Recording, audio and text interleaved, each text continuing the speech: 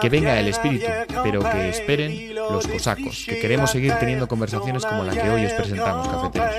Armando Pego es un escritor fabuloso, lo demuestra en El peregrino absoluto, y en toda una obra que deberemos leer y dominar al dedillo, todos aquellos que queremos llegar a ser sabios en vez de pedantes. No desesperéis, cafeteros, podéis entretener el deber de comprar y leer sus libros mientras leéis sus blogs, que en el fondo son obras cerradas y con un discurso literario perfecto, definido. Un ejemplo de esto es su última contribución al mundo de los blogs, Poética del Monasterio. Escribidlo ya en vuestro buscador favorito. Sé que no es la mejor estrategia de SEO o de marketing para Viejo Café, pero me da igual, porque Armando es un grande. Y a pesar de eso, ha querido esconder su vocación de escritor para presentarse con sus otras dos grandes vocaciones, la de lector y la de profesor. Porque hoy ha venido a contarnos cosas sobre un autor desconocido para muchos de nosotros, a pesar de habernos criado en una institución católica. Léon Blois. Al final es Léon Blois. Algunos solo supimos de él por Twitter, por artículos sobre su obra que fueron publicados en la red por el mismo Armando, o por Esperanza Ruiz, o por tantos otros, y que han conseguido publicitarlo, promocionarlo un poco. Léon Blois no solo es un pensador francés de finales del siglo XIX, es un católico converso, un hombre feroz contra los que consideraba enemigos de lo bueno, de lo justo, de lo divino. Tan implacable fue contra aquellos cerdos que no compartían su comida con sus pobres, como amoroso fue con estos, sus pobres, con su mujer y con sus amigos. Su estilo incendiario, su fiereza desde el abismo y su bigote le han valido el sobrenombre del Nietzsche católico, pero es mucho más. Su atención al amor es lo que nos ha llevado aquí. De hecho, no solo hemos tenido a un excelente escritor que renuncia a hablar de su libro para hablar de Blois, sino que hemos tenido a dos, porque también ha venido Esperanza Ruiz. Muchos oyentes la conocen o la siguen por su Whiskas, Satisfyer y Lexatin, o por sus diversas colaboraciones en prensa, en The Objective, en El Debate y en tantos otros medios. Ella también ha deslumbrado a los lectores, pero hoy ha venido a alumbrarnos las páginas de Blois. Y es que fue la amistad con Armando la que inició en Esperanza el interés por Blois. Y en Esperanza cayó, en sus manos, el libro de Cartas a mi novia. Una obra, Cartas a su novia. No, Cartas a mi novia. En castellano, Cartas a mi novia. En francés, Cartas a su novia. Una obra que compendia toda la correspondencia de Léon Blois a su mujer antes de casarse, porque si no, no sería Cartas a su novia. Esperanza y Armando, en un ataque de caridad sublime, decidieron tener una de esas conversaciones sobre Blois a micrófono abierto, aquí, con todos vosotros. Atentos escuchamos Luis y yo e intentamos volver a esa humildad del muchacho que necesita explicaciones. También intentamos no interrumpir demasiado para que vosotros, cafeteros, disfrutéis de dos grandes escritores que hoy brillan como lectores, como cicerones de la obra de Blois. Veo que el mundo de la academia, de la educación, de la política busca a gurús del éxito. Y no culpo a estos gurús, son el fruto de un deseo desviado, el del cielo en la tierra. Y es que los referentes no son los correctos porque ni siquiera es feliz una vida exitosa. Los hombres mueren y no son felices a pesar de la autoayuda y del consumo. Quizá hasta sean la causa de su infelicidad. Pero la muerte está ahí incluso ante los atisbos de felicidad que acumulamos como huraños prestamistas. Los referentes no son los correctos, me pregunto, ¿qué habría de malo en que en un instituto se leyeran las cartas de Blois a su novia, a su mujer, a su novia? Me pregunto qué hemos hecho mal para que un adolescente crea que es mejor ganar dinero que dar la vida. Un adolescente o el presidente del gobierno, o la misma alma que nos grita desde dentro con un ansia de algo que no va a darse o con un ansia de algo equivocado. Los referentes son, en cambio, los correctos cuando tienes a dos grandes mentes charlando sobre una tercera a la que consideran superior. Incluyamos a la mente, el alma, la vida y el corazón si queréis. Incluyamos este programa como una referencia para esta travesía en el desierto que llamamos modernidad. Hay algo de bello y generoso en la admiración a otro que se dedicó a la misma profesión, con menos éxito pero con más maestría. Hay algo de humilde y necesario en la admiración por quien supo ser santo o entero ante el mensaje de un tal Jesús.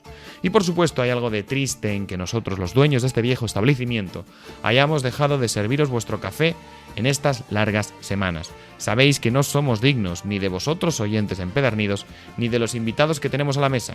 Y es que los de hoy, además, son el primer motor para grabar este programa. Casi podríamos decir que venir aquí hoy a grabar este café han sido decisión e idea de Armando y de Esperanza.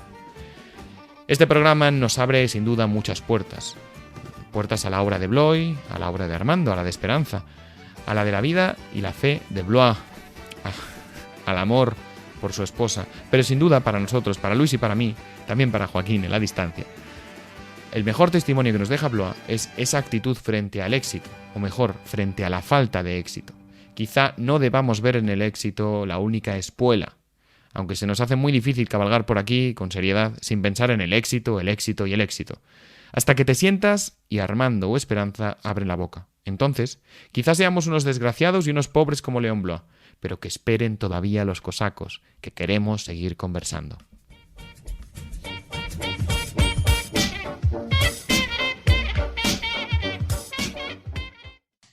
Venga, vale, empezamos. Estamos aquí con Jaime. ¿Qué tal, Jaime? Hola, ¿qué tal, Luis? Otra vez con Armando Pego. ¿Cómo estás, Armando? Muy bien, gracias, Luis. Y por Gracias, primera vez Jaime. con Esperanza Ruiz, que es la que ha iniciado, de hecho, el podcast. No nos pasa a menudo que lo inicie un tercero. ¿Cómo estás, Esperanza? Muy bien, gracias por invitarme. Venimos a hablar de Léon Blois. Algunos lo conocerán como Léon Bloy, pero utilizaremos el término Blois porque somos lo que se dice en catalán lletraferits, o sea, heridos por las letras.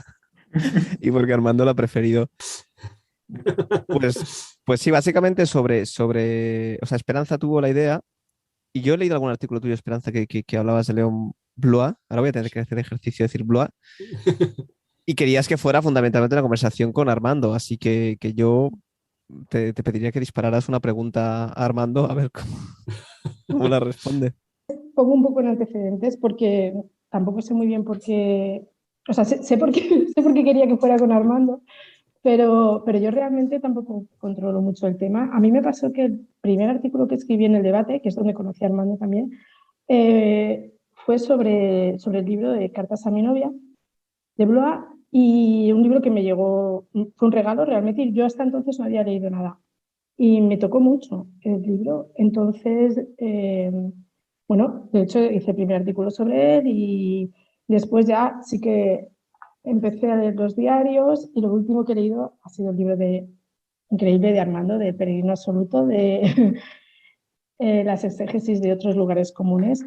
Entonces, siempre desde entonces he querido hablar con él porque, bueno, he tenido muchas inquietudes acerca de la vida de Blois y del libro de Cartas a mi novia, que deja entrever algunos pasajes de su vida, pero no los aclara, porque realmente es correspondencia. Entonces él habla de cosas que además que solo él sabe, que ni siquiera revela. Y yo siempre he tenido curiosidad por saber si se sabe de qué está hablando. Y entonces, nada, el otro día pillé de improviso a Armando, le atraqué públicamente y esta conversación que siempre he querido tener con él, pues he pensado que le iba a interesar a mucha más gente, porque tengo que decir que hay muchos amigos que están leyendo el libro y que bueno, pues querrían escucharle también, ¿no? Hablar. Así que, bueno, ha sido todo realmente una especie de trampa para que Armando hable. Es decir, es la providencia que diría Blois, ¿no? El olvidado, el mendigo ingrato, el viejo de la montaña, el solitario, el hombre que, como dice su mujer, Jeanne, la destinataria de las cartas a su novia, o como ha traducido el volumen. Hablaremos luego de la recepción de Blois, si os parece.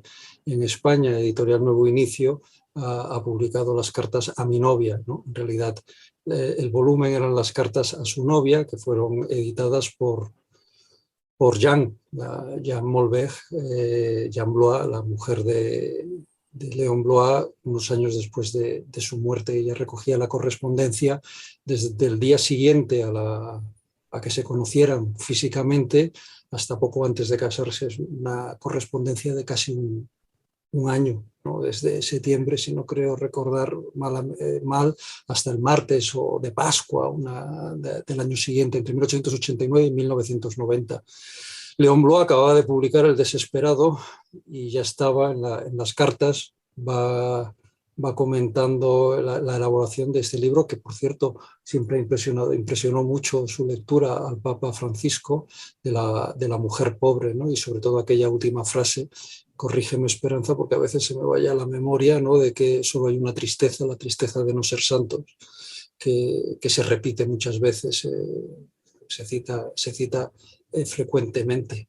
Y por eso yo, que soy un admirador de Léon Blois, pues la idea que tuvo Esperanza de comentar el libro de Blois, de la idea del amor de Blois, pues me pareció muy interesante porque va también a contracorriente de la actualidad. No sé, Esperanza, si te parece Sí, a mí, mira, bueno, justo lo que acabas de decir, es verdad que acaba, a ver, lo tengo aquí, te puedo decir el día que acaba, es en 1890, martes de Pascua, efectivamente, pero es que hoy he comprobado que va del 89 al 90 y los diarios empiezan en el 92 y acaban en el 95, con lo cual el del mendigo ingrato, sí.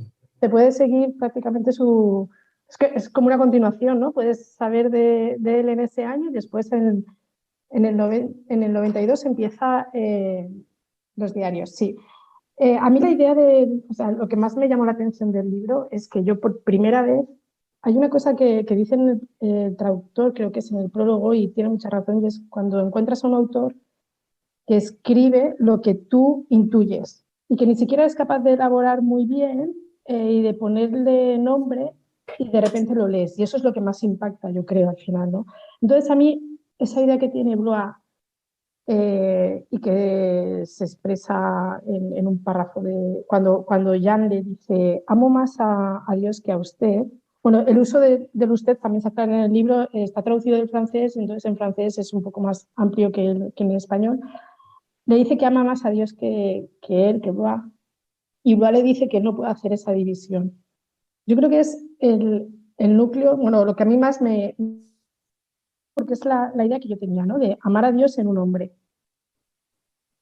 Y creo que por mi parte es la primera vez que lo veo escrito y es un poco también la idea que él desarrolla casi en todas las cartas, ¿no? Aparte de que, bueno, el encuentro entre ellos, según él, es absolutamente providencial, lo que ahora se llamaría un flechazo, pero claro, los psicólogos bueno, los psicólogos que digan lo que quieran. No sé qué, para eso se gana la vida. Es una forma como otra cualquiera de ganarse la vida, ¿no? Jaime y yo nos la ganamos leyendo, cosa que es un timo, bueno, pues otra gente se lo gana haciendo otras cosas.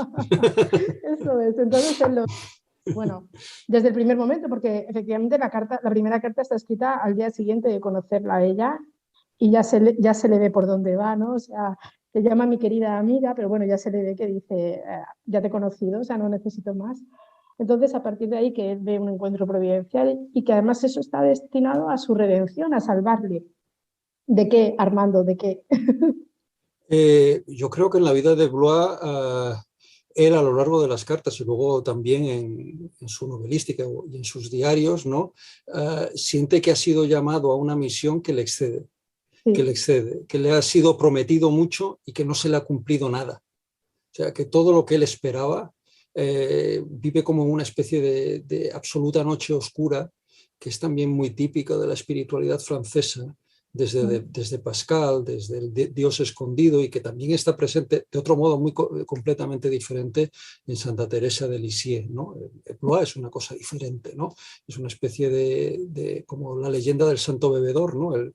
Aquel que parece que es absolutamente un pecador es al final el único que se salva, ¿no? Porque en el fondo hay una santidad que excede incluso todas las fuerzas de la propia naturaleza. Blois necesita esa redención, necesita, digamos, esta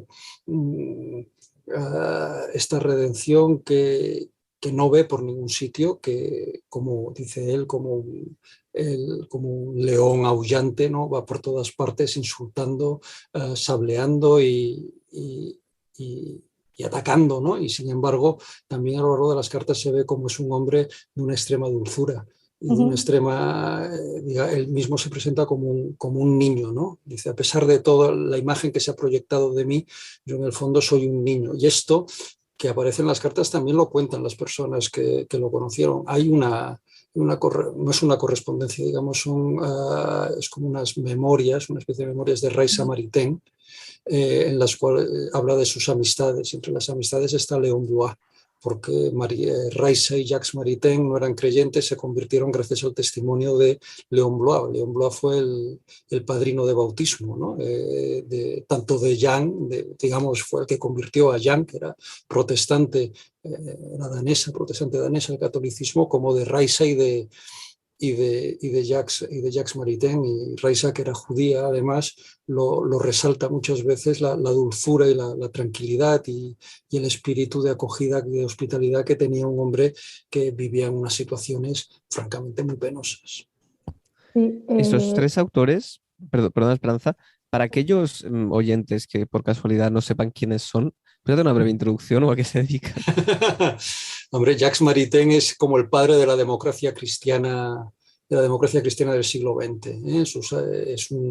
Es un tomista, no un neotomista, sino es un tomista diferente que ha influido mucho en toda la política italiana, en la política francesa, de corte católico en los años 40, 50, y que ha dejado una honda huella en el concilio. Es una figura clave para entender también el pensamiento del Papa Pablo VI. Su mujer es Raisa Maritain. Lo de la dulzura lo tengo aquí porque me llamó también la atención en la entrevista que te hice, Armando, para Libros, sobre el peregrino absoluto. Hablabas de, yo te preguntaba si tú tenías más fe en el hombre que la que demostraba Blois. Y tú decías que él demostraba muchísima dulzura con su familia y con sus ahijados. Sí. Sí. Era un hombre prácticamente no tenía nada. Sus hijos se murieron prácticamente porque vivían prácticamente en la indigencia, ¿no? Y iba, bueno, buscando dinero y intentando sacar de debajo de las piedras el pan para poder alimentarse. Y sin embargo, cuando tenía invitados, era de una extrema cordialidad, todo lo contrario de la imagen pública que se tenía de él. Yo creo que en Blois hay un milenarista. Es decir, un milenarista quiere decir alguien que cree que es preciso adelantar la venida de Cristo. Y que ya estamos a punto, que los signos son apocalípticos, que esto no puede sostenerse más, que hay una gran apostasía universal y que, digamos, Dios debe intervenir, que ya ha pasado la edad del Hijo y que ahora es necesario que el Espíritu Santo actúe en medio de una sociedad que está enfangada. De ahí esa famosa frase al final de uno de sus diarios que dice: yo espero a los cosacos y al Espíritu Santo, ¿no? Que todo el mundo lo cita. Espero a los cosacos y al Espíritu Santo, ¿no? Pues en ese sentido, ¿no? Esa frase no la puso en cartas a mi novia, ¿no? No, esa frase no la puso en cartas a mi novia, ¿no? Pero yo creo que en todos los artículos sobre el Blois se cita esa frase, efectivamente, ¿no? Sí. La dulzura, en la página 146, bueno, una de las cartas le dice a Jean: creo que tienes razón al contar con mi dulzura. Paso por carecer de ella porque he escrito cosas violentas. Tales son los juicios superficiales del mundo. En realidad, yo soy un hombre muy dulce, un hombre de una dulzura de niño, y por ello frecuentemente he sido la víctima.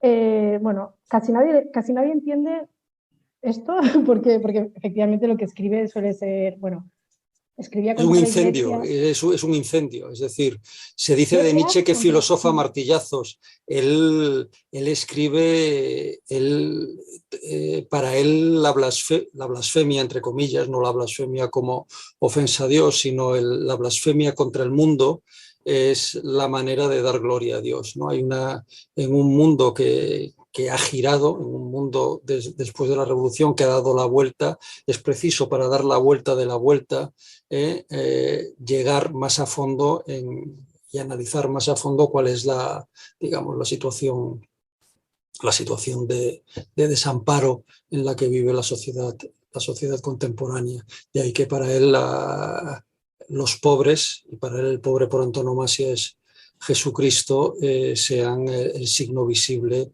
de la divinidad en el mundo. Lo que has dicho antes sobre la promesa de que no sabemos, yo creo que no sé, o él no lo cuenta, ¿no? No lo cuenta. No lo cuenta nunca. Está esto relacionado, yo he leído, él nació el año de las apariciones de la Salette. Sí. Y por lo visto le impactaron muchísimo. Peregrinaba todos los años a Nazaret y él se creía una especie de destinatario de esas revelaciones, ¿no? Sí, sí. Y él mismo en alguno de sus diarios, digamos, compara la Salet con Lourdes, ¿no? Con la aparición de Lourdes y él muestra cierta distancia con respecto a la aparición de Lourdes porque le parece demasiado suave, le parece demasiado blanda, ¿no? Y en cambio, la Virgen de la Salet, que digamos, pues es la típica, digamos, el típico mensaje en el cual se invita a la conversión también de los sacerdotes. En este nivel considera que refleja más el cansancio, el hartazgo de Dios con respecto a los pecados del mundo. Él se considera, sí, como decía Esperanza, digamos, no un enviado, sino que tenía la misión de poder difundir, de que pudiera transformarse el mundo, lo cual revela también un poco la ingenuidad de León Blau, porque esto es propio de todos los profetas, ¿no? Junto con una capacidad inmensa para ver la realidad tal como es, hay al mismo tiempo la ingenuidad, ¿no? La ingenuidad infantil, la infancia, ¿no? No en el sentido de infantilismo o de, digamos, de ser naif, sino la inocencia de quien desea que se restablezca el orden del mundo. Y esto era, en cierta medida, lo que impulsa la obra de Blois.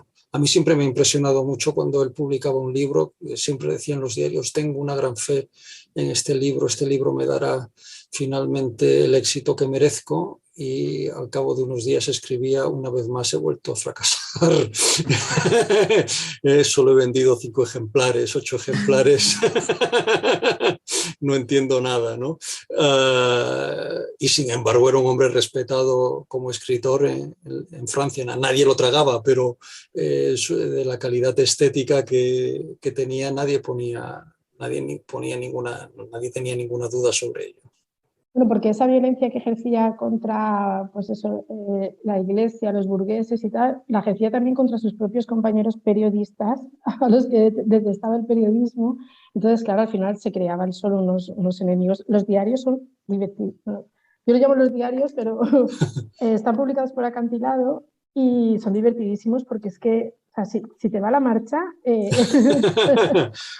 Está lleno de insultos, pero hay algunas, es decir, curiosamente León Blois, digamos, el representante de un catolicismo inspirado en la figura de Mestre, de Chateaubriand, de todos los grandes escritores conservadores, incluso reaccionarios franceses, es también, por ejemplo, el descubridor de Lautréamont, que es el maldito por antonomasia en la Francia. Es decir, si hay malditos, está Baudelaire y está Lautréamont. Los cantos de Maldoror, pues es él el que descubre y es uno de los pocos, porque también Lautréamont vendió en vida de su obra 10 ejemplares, o sea, como Baudelaire no vendían mucho y se han convertido en auténticos clásicos. Pues una de las personas que vio con claridad, digamos, aunque no estuviera de acuerdo, la potencia, la visión.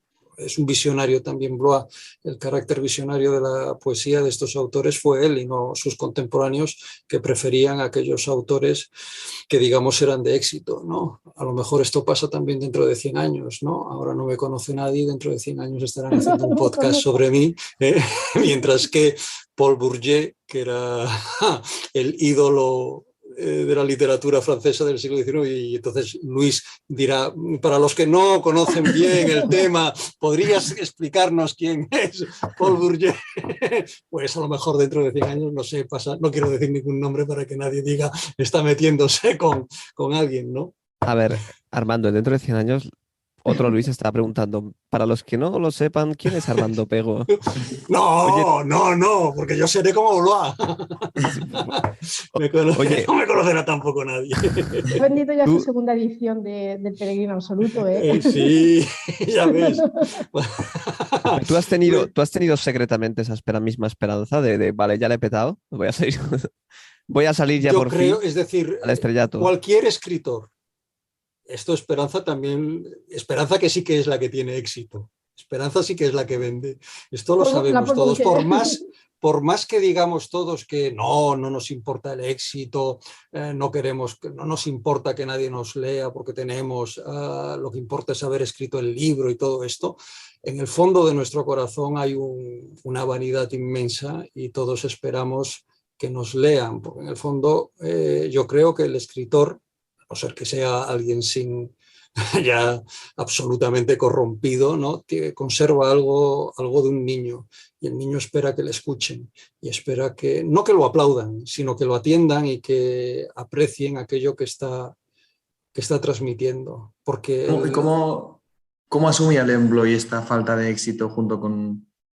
Bueno, como con un signo Apocalipsis, incomprensible, ¿no? como un signo incomprensible. Es decir, él en el desesperado quiere, el protagonista, Caín Marchenois, que es como un trasunto de la figura del propio Blois, quiere hacer una obra en el cual ve en toda la realidad símbolos. La realidad está llena de símbolos que prefiguran lo que pasó hace 2000 años con Abraham, prefigura hasta el más mínimo detalle de una calleja infecta de París, ¿no?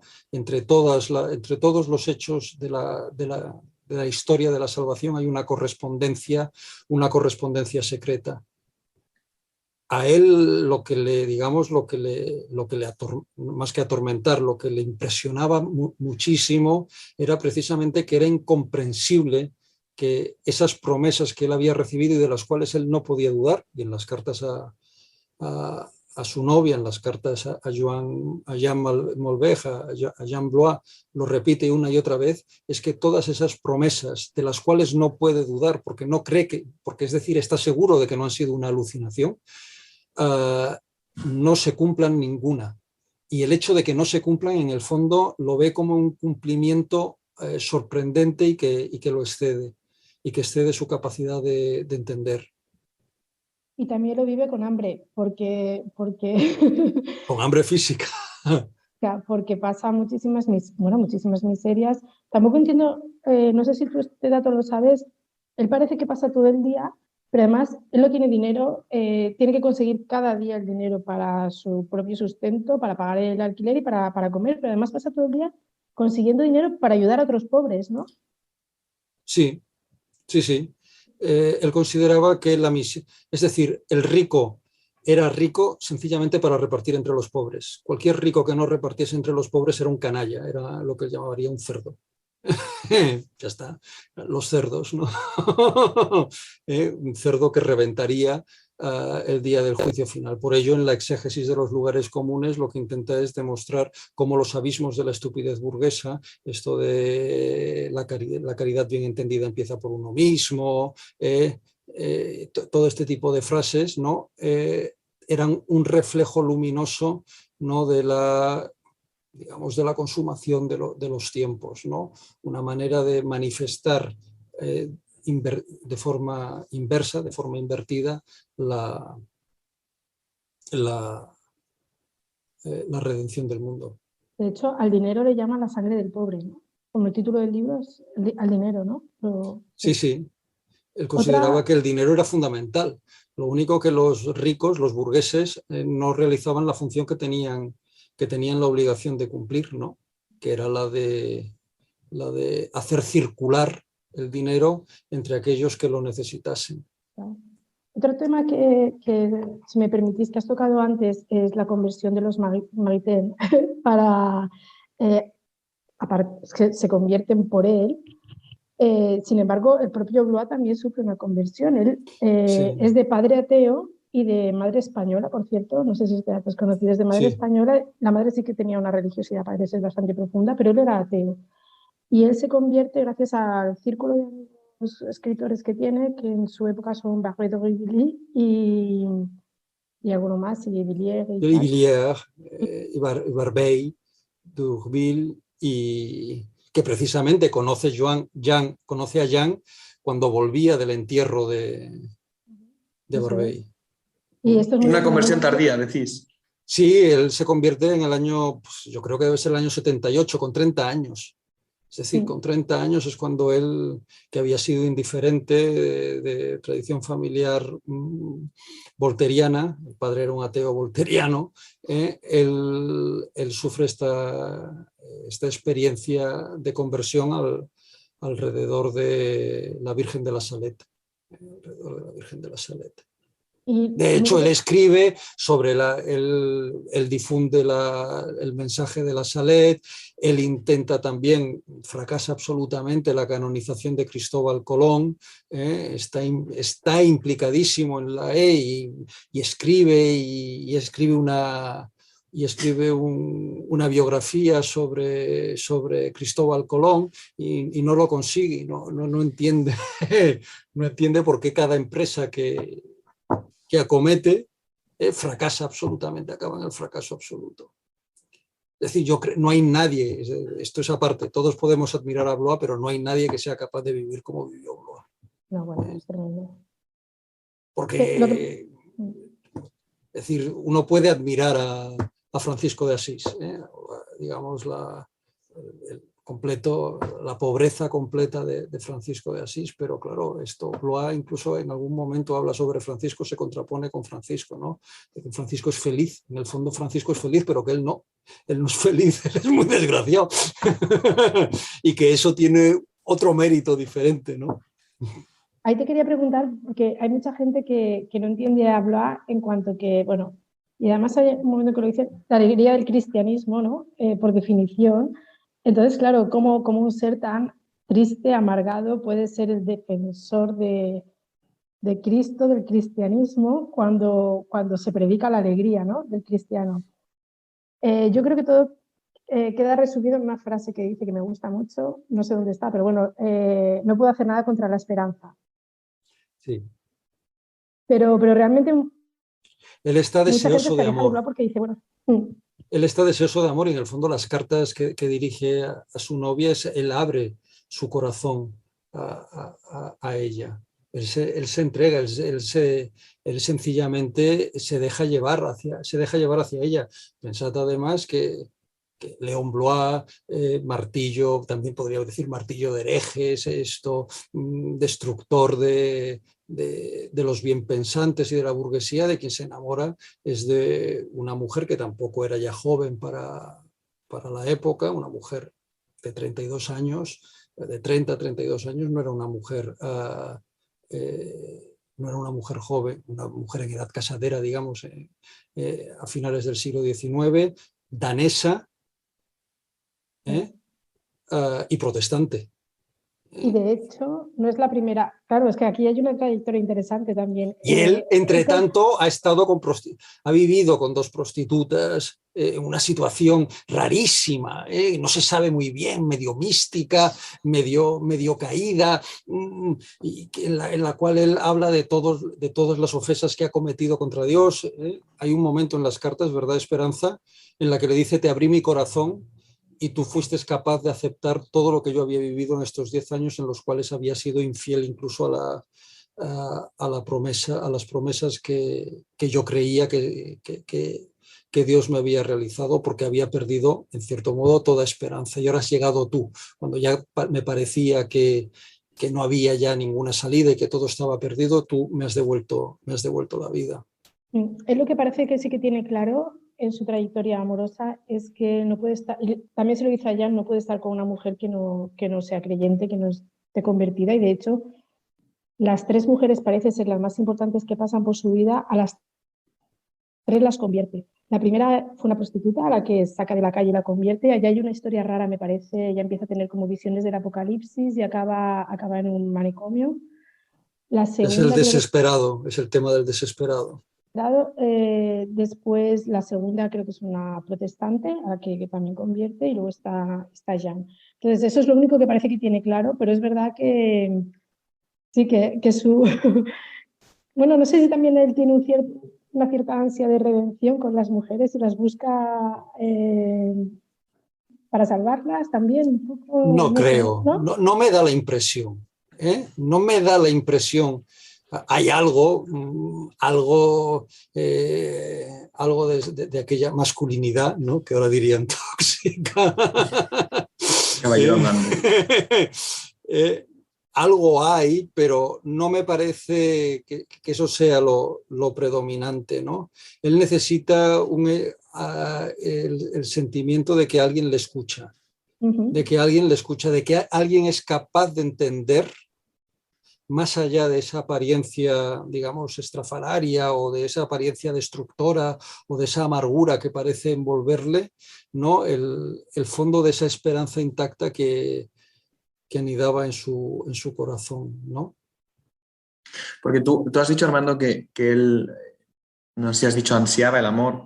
Y antes, Esperanza, has hablado de la frase, bueno, de la carta en la que le dice a su novia que no disocie o que no diferencie el amor a Dios y el amor a él, ¿no? Va un poco por aquí, igual. Es decir, que él solo puede entender el amor a Dios a través de esta carne, de estas mujeres, o de lo que tiene alrededor, con los pobres, como habéis hablado, supongo que de su familia también, ¿no? Pero ¿podéis explicar un poquito más esto? Es decir, a mí me ha intrigado bastante la frase que has dicho, Esperanza, y también porque has dicho que es importante para ti. Si pudieras desarrollar un poquito más qué ves aquí, porque, a ver, a mí me deja un poco... O sea, la he entendido, creo, pero no sé si podrías desarrollar un poco más. ¿Qué es esto de que no se puede disociar el amor a Dios del amor a Él? Vale, voy a ver si encuentro el parrafito y lo leo para no, para no poner yo en boca de... Si no, entra tú, Armando, mientras busca un poquito lo que queráis. Mientras Armando. No quería armar este follón. De hecho, estabais hablando... Yo en Lo realidad tengo aquí, también lo he si quieres. pensado, ¿eh, Jaime? Ah, vale, dale. Tú también, Iba a ¿no? rellenar, Gracias, dale, Luis. Esperanza. Vale, si Para queréis los la leo, oyentes que ya la he que- encontrado y Armando nos la comenta, ¿vale? Que va a ser lo mejor. Yo estoy de glosador. Mira, él le dice, usted me ha escrito, amo a Dios más que usted. Es decir, es Jan la que escribe esto, ¿no? Y él le contesta, niña querida, ¿qué sabrá usted? Yo no podría escribirle eso, porque me sería imposible realizar esa división. Yo amo a Dios en usted, para usted, a causa de usted, y yo la amo perfectamente en Dios, como un cristiano debe amar a su esposa. Y la idea de separar de cualquier manera esta bella llama de amor no cae bajo el discernimiento de mi espíritu. Amémonos, pues, mi pequeña Jan, con entera simplicidad, sin ningún vano análisis, a la manera en que quiere Dios. No tengamos miedo del amor, que es el nombre mismo del Espíritu Santo, y aguardemos así con valor la voluntad de quien nos ha formado para su gloria y que no nos ha sacado de la nada por el placer de torturarnos. Estoy pensando en Brutal. cuántos cursos afectivos sexuales de secundaria estas cartas. Suena un poco así, pero en realidad yo había pensado un poco, o sea, mal dicho, pero yo cuando has dicho eso, Esperanza, había pensado que tal vez no había que comparar, sino había que amar a Dios a través de ella. Pero evidentemente se queda muy por detrás de todo lo dicho Sí, cuéntanos, Luis, ¿cómo se por hace eso? Blois. Luis? Cuéntanos. Bueno, yo tengo tengo una especie de guía. O sea, primero no, es broma, dale, Armando. No, yo te estoy oyendo. O sea, ahora no intentes escabullir. Los truquis de Luis. el No, porque el es que está marrón. siendo, No, hombre, no, lo has está siendo cogido muy tú. bonito. No, es que, o sea, no quiero tapar la belleza de lo que acaba de leer Esperanza con ideas mías distorsionadas. Así que, Realmente el ¿qué tinglado que piensas? hemos montado aquí era para comentar esta frase, Armando, así que... este... Yo creo que ahí la palabra clave de todo el tema, de todo el pasaje, es esto de amarse con simplicidad. El tema de amarse con simplicidad como un signo del Espíritu Santo. No sé si tiene que ver, a mí me impresionó mucho en el mendigo ingrato, hay un momento en el que él habla de San Bernardo. Ya sabéis que yo soy muy propenso a San Bernardo, y dice que San Bernardo había predicado la cruzada, y que luego, cuando había llegado el momento de ponerse a la cabeza de la cruzada, se había ido al monasterio. había dejado el problema digamos, a los políticos, que habían acabado de mala manera, había habido muertes, había sido un auténtico desastre. Y él habla de que tenía razón, en cierto sentido, porque él era un santo del verbo abofeteado, dice, que San Bernardo era un santo del verbo abofeteado, pero que ahora había llegado el momento de la santidad del amor, que era la del Espíritu Santo. Por tanto, él se sentía obligado lo digo por lo que también habías comentado antes, Esperanza, él lo que se sintiera obligado a arrancar a Cristo de la cruz, aunque Cristo no quisiera ser arrancado de la cruz. Quería salvarlo, quería curarlo. De alguna manera también esto tiene que ver, creo yo, con el tema del amor y del amor matrimonial. En el fondo, lo que viene a decir Blois es la entrega matrimonial es una entrega a una muerte. Es decir, uno renuncia a sí mismo para resucitar de otra manera, para resucitar, para hacerse pleno, para hacerse glorioso, pero eso pasa por digamos, un abandono de sí mismo. Y esto solamente puede ser cumplido si la otra persona, en el caso de Jean, en el caso de Jean para él y de él para ella, el otro lo acoge. Y esa acogida es pura gracia, es decir, por eso esto que hablábamos antes del flechazo es tan sorprendente, ¿no? Sea flechazo o no sea flechazo. El amor es el amor es algo, en cierto modo, no diré impensable, ¿no? Pero es algo imprevisible. Puedes decir, ¿cómo puedes llegar a estar seguro de amar? Pues simplemente amando, es decir, no haciendo análisis. Cuando uno es capaz absolutamente de entregarse en la medida de lo posible, pero con un ansia de absoluto a la otra persona. Y en esa entrega absoluta uno descubre que ahí se manifiesta el misterio trinitario, el misterio del Espíritu Santo, ¿no? que comunica a dos personas en algo que los excede. Y esta percepción de desgraciado, el pesimismo, que sí, no sé cómo lo describiríais, ¿no? Pero esto que habéis dicho un poco de León Bloy, ¿no le afectaba, ¿no le afectaba precisamente en esto? ¿No le dificultaba el amar bien a su mujer? No, es decir, todo el mundo que iba a casa de León Bloy se sorprendía de la armonía que reinaba en esa casa, en medio de unas penurias espantosas, en medio de unas penurias espantosas. Él muchas veces en los diarios cita a su mujer, es decir, toma ideas de su mujer y las cita porque la tiene prácticamente como un, digamos, no sé si esta es la palabra, como un oráculo, es decir, como si el Espíritu Santo hablase a través de ella. Es decir, como si Dios hubiese puesto a esa mujer, que no podía ser otra, es decir, desde el principio, lo dicen las cartas, ¿verdad, Esperanza? Que desde el principio, desde la creación, desde el inicio de la creación, esa mujer le estaba destinada a él y él estaba destinado a esa mujer. Y por tanto la única responsabilidad ante Dios era dar un sí. Y de hecho enseguida comienzan las relaciones entre ellos, las relaciones de noviazgo. El tuit ese que ha puesto, o la frase que has traído en el tuit, Armando, es de ella. En el prólogo. De la primera a la segunda vez que se ven. Sí. Ella queda un poco traspasada por él, conmovida, yo creo, y él también la segunda vez que se ven ya le escribe la primera carta y ya intuyendo que era ella, ¿no? Y luego, a pesar de toda pues, esa vida de miseria que decía Jaime y todo eso, ella también escribe al final. En ningún momento, una vez ya había muerto Blois y para publicar, con motivo de la publicación de las cartas, ella dice: en ningún momento de nuestra vida fue desmentida su gran bondad. Es decir, ella acoge toda su miseria. Bueno, es verdad que es una persona atormentada, pero ella le entiende, lo acoge simplemente, yo creo. No sé hasta qué transfigura su vida. Yo creo que Jean transfigura la vida de León Blois. Le da el sentido que había estado buscando. Y en este sentido sí que su presencia es providencial en su vida. Nunca le hizo ningún reproche y podía haberle hecho todos los reproches del mundo. Cuando lo conoció, en el prólogo dice, cuando lo conoció, que le impresionó mucho la figura de este hombre tan triste, que parecía que llevaba un fardo encima, y le preguntó a su amiga quién es, y la amiga le dijo: es un mendigo.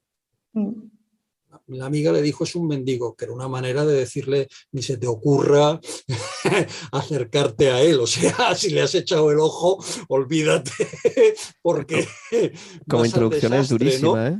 ¿Eh? Sí, sí. Vas Que al como desastre, le introducción dices es un muy dura. mendigo. Y entonces es ella, cuando de esta frase que había puesto yo antes en el tuit, cita a Job y dice: los amigos de Job nunca cambian. ¿Eh? Eh, y la que a ella yo creo que le hace decir, hey, aquí, no sé, la que a ella le conmueve, la que a ella le hace interesarse por esa introducción. Y luego lo que decía Armando, que él la consideraba siempre a lo mejor como una especie de, no sé, la tenía desde luego, sí, hay un poco de controversia, yo creo que lo aparece en algunas ocasiones machista, y yo creo que es todo lo contrario. Él la tenía en muy buena consideración intelectual. De hecho, en las cartas le explica este libro que voy a escribir, que se llama La mujer pobre, que él piensa en titularlo La prostituta, creo, ¿no? Sí. Le dice, si tú no tuvieras un espíritu elevado y una inteligencia superior, no entenderías nada, no podrías comprenderlo, por eso te lo cuento. En ese sentido, la trata de igual a igual, yo creo, intelectualmente. absolutamente. Y bueno, ella tampoco, ella viene de una familia de intelectuales, un poco aristócratas. El padre de ella era poeta, estaba muy bien relacionado, era amigo de Ibsen, me parece. Tradujo Y la fue Divina Comedia maestro de Kierkegaard. ¿Eh? de Kierkegaard. ¿El padre o el abuelo? El abuelo, me parece, sí. El Sí, abuelo, ¿no? creo que el Sí. abuelo fue maestro de Kierkegaard y el padre era amigo de Ibsen, tradujo la Divina Comedia, algo así, ¿no? Se movía en ese ambiente y ella estudió música. Creo que la única diferencia que había entre ellos es que ella tenía una influencia musical más, no sé, de Schumann, cuando estuvo en Francia de Debussy, parece ser, y Blois me parece que era Beethoven, Beethoven o Beethoven, de ahí no lo podía sacar. Creo que era un poco la única diferencia que tenían de criterio. En todo lo demás parece que Había una vamos. sintonía absoluta. Yo creo también, y esto sí que me gustaría decirlo, porque tengo que poner mi mensaje, ¿no? Hay, a ver cómo lo digo, si algo ha demostrado el siglo XX, y quizás en esto es lo más terrible muchas veces de esta especie de proyección de la lucha de clases entre la lucha de sexos, si algo ha quedado claro en el siglo XX y que ha sido una de las grandes, también, que sean pequeños diques de contención, pequeños diques de resistencia al poder omnímodo del Estado, ha sido precisamente el amor de las mujeres por hombres perseguidos, y viceversa, pero por hombres perseguidos por los totalitarismos. En el caso de Blois no era un totalitarismo, era otra cosa, era sencillamente la incomprensión de la sociedad. Alguien como Nadiezhda Mandelstam, o como la Akhmatova, todas estas mujeres que han estado delante de las comisarías, que han ido a preguntar por sus maridos ante las cárceles, que no los han abandonado jamás y que les han permanecido fieles en el recuerdo y han hecho presentes y han conservado su obra y el recuerdo, es una muestra, digamos, de la resistencia humana, pero también que tiene algo de divino frente a el intento de aislar, de atomizar y de enfrentar a los seres humanos y también de enfrentar a los hombres y las mujeres que están llamados a compartir y a construir juntos no solamente una vida individual o una vida interpersonal, sino también una vida comunitaria. Y yo creo que en el caso de las cartas a su novia, todo ese proceso de conocimiento de dos personas que se han encontrado, que se han descubierto, que se han visto, que se han intuido. Es decir, yo creo que todos nosotros tenemos un secreto, creo. Todas las personas tenemos un secreto y ese secreto muchas veces nos es incluso desconocido a cada uno de nosotros, pero lo tenemos dentro y lo protegemos, y porque es lo que nos hace vulnerables. Descubrir a la persona a la que le abres ese secreto para que te enseñe también cuál es ese secreto es una de las grandes aportaciones de las cartas a mi novia, a su novia, de Léon Blois. Al fin y al cabo, él no las escribió para publicarla, sino que fue ella la que decidió, poco después de la muerte, como decíamos al principio, dijo que ya no le pertenecían a ella, sino que debía comunicarlas y debía transmitirlas a sus lectores. Ella Esto dice es que lo debe que dar testimonio, sí, que debe dar que debe dar testimonio. testimonio para que no se olvide la injusticia que se ha cometido con Blois. ¡Wow! He soltado mi rollo porque tenía que soltarlo. No, pero bueno. Suelto brevemente una cosa. Jaime ahora se va a ir porque tiene que leccionar en el colegio. O sea, esas Cierra el cosillas, colegio. efectivamente, Le no echan son a suyas. patadas. Ahora Pero volveré a reaparecer en otro escenario. se conectará por Zoom, ¿vale? Se lo dije un poco como introducción. Adelante, Esperanza. No, nada, no. Bueno, Jaime, que un placer. Nos vemos luego. Yo intento, o sea, ahora me reconectaré, si no estáis, no estáis, pero vamos, en lo que me echan, yo creo que llego. Llega, si no puedes salir por la ventana, que hemos visto que tenías una ventana por aquí. Sí. Madre mía. Bueno. Bueno, hasta pronto, Jaime. No, Adelante, Esperanza. Sí, no, lo que ha dicho Armando, bueno, yo creo que es lo que más, al final lo que más va a interesar a todos los que estén escuchando, que quieren oír hablar de amor, y creo que es un resumen perfecto, ¿no? De cuando de cuando se encuentran dos personas, no vale la pena, como ha dicho antes, los análisis, es fundamental la simplicidad cuando es providencial, cuando viene, y eso de alguna manera se sabe, y yo creo que él lo dice un poco porque acaba de celebrar aniversario matrimonial, y entonces está inspirado. Felicidades, Armando. Gracias. Yo también puedo decir esto, es decir, hay momentos en la vida en la cual uno cree que no hay ninguna salida, que no, pues la vida le lleva a callejones y entonces aparece lo que uno está esperando y aparece como una gracia. Y ante eso solamente cabe, digamos, la adoración de Dios, en ese sentido, y la adoración de Dios, la acción de gracias a Dios, porque uno descubre en la otra persona a Dios y por tanto descubre también en Dios a la persona que está llamado a amar. Pero es lo que le pasa a Blois fundamentalmente. O Sí. sea, él no tiene ya ninguna salida, dice que lleva 10 años en la miseria, en la devastación, totalmente desesperado, pensando en la muerte cada día como única solución. Y ella llega para salvarle realmente de eso. O sea, él ahí sí que ve la respuesta. Bueno, incluso confiesa que lleva mucho tiempo sin poder rezar siquiera, tal es su estado de ruina, ¿no? Interior, interna. Y ella llega para salvarle de todo eso. Él vuelve a adquirir vigor moral, vigor espiritual.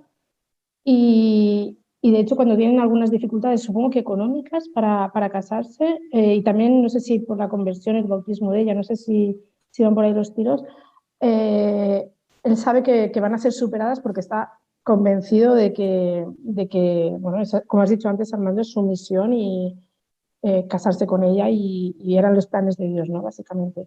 Entonces, a quien le haya pasado eso, pues que lo conserve porque yo creo que es lo mejor que te puede pasar en la vida, evidentemente. Eso no quitan las dificultades, porque ellos se casan, él insiste mucho en las cartas, ya verás, seremos felices, comeremos perdices, esto lo digo yo, ¿no? Todo irá mejor y luego va llegando la vida cotidiana y la vida cotidiana no cumple tampoco con esas expectativas, pero ellos jamás dudaron de su amor y de su entrega mutua. Y yo creo que esto es el que sigue siendo un testimonio, y el libro sigue siendo un testimonio para en nuestros días. De hecho, tienen 4 hijos y 2 mueren fundamentalmente por falta de medios económicos para dar una alimentación adecuada. Sí. Luego viven muy de cara a la muerte también ellos, de espaldas a la sociedad modernista. Sí, es una vida dura la que tienen, pero bueno, yo creo que apoyados el uno en el otro, ¿no? Van tirando adelante, sí. Esto es práctico. Hoy en día, hoy en día le habrían quitado a Blois y a su mujer, a sus hijos, y les habrían quitado la patria potestad por irresponsables, ¿no?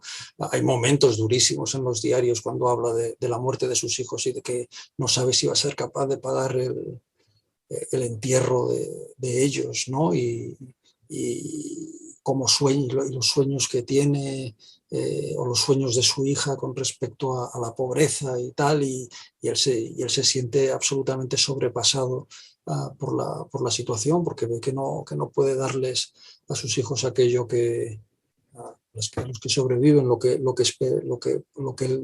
él desearía. Y sin embargo allí están, manteniéndose, ¿no?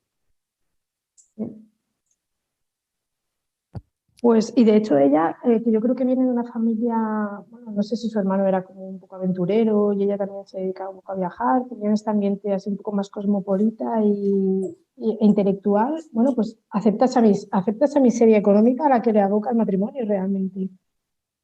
Sí. Ahora hay un momento en uno de los diarios en el que están, creo que es en lo que él llamaba Coisson-sur-le-Mar, ¿no? Los cerdos por encima del Marne, ¿no? Que él dice que ya se quieren ir y que ella le dice, pero ¿a dónde vamos a ir? ¿En qué otro sitio nos despreciarían mejor? Claro, es de una santidad, incomprensible en cierto modo. En bastantes modos, la verdad. Pero, no, ¿sabes qué? O sea, esto me parece que contrasta mucho porque últimamente creo que hay una corriente de estadísticas en las que tratan el tema de la relación como estadístico. O sea, es decir, Bueno, todo se trata como estadística hoy en día. Se trata de rellenar la hoja Excel. Ya está. Eso, pues, o sea, ejemplos, ¿vale? Que he escuchado hace poco. Si tu mujer cobra más que tú, hay un 50% más de probabilidad de divorcio. Si tú... Entonces ya te o- divorcias, porque si hay más de un 50%, ¿por qué no vas a divorciarte, no? claro, claro, ya estás mal. De Porque hecho, ya ya... estarías, ya estás ya en el ranking de lo normal. Más Pero del... eso hay que añadir que ya sí, o sea, el ranking es ese justo. O sea, tú por casarte ya tienes un 50% de probabilidades de divorcio. Entonces, si ya cobra más, pues no, yo no sé cómo se calcula eso. Pero hay toda una serie de variables que acaba pareciendo que sí, que como Que si harán las un algoritmo, parejas, que estoy seguro que hacen un algoritmo, que eso, hay una persona haciendo algoritmos sobre todo. eso, ¿no? Y justamente contrasta con León Bloy, que de repente o sea, se presenta a su mujer como a un mendigo. O sea, es Como decir, un mendigo, y la mujer precisamente lo acepta porque es un mendigo. Esto es el Hay, misterio. pero hay eso es Es muy una, decir, no poco intenta común. vender lo que no es.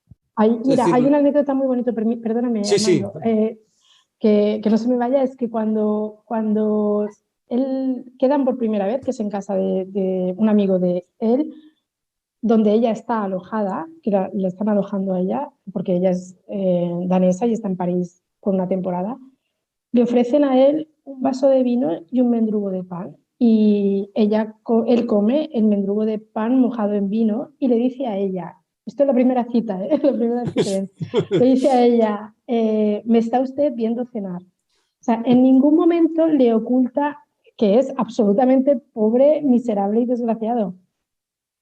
Se lo liga Tiene que así, de ser, hecho. ti- Pero tiene que ser vamos, es providencial, un ¿eh? truco, ¿no? Esperanza Vidía. Sí. Hay un 25% de posibilidades de que funcione.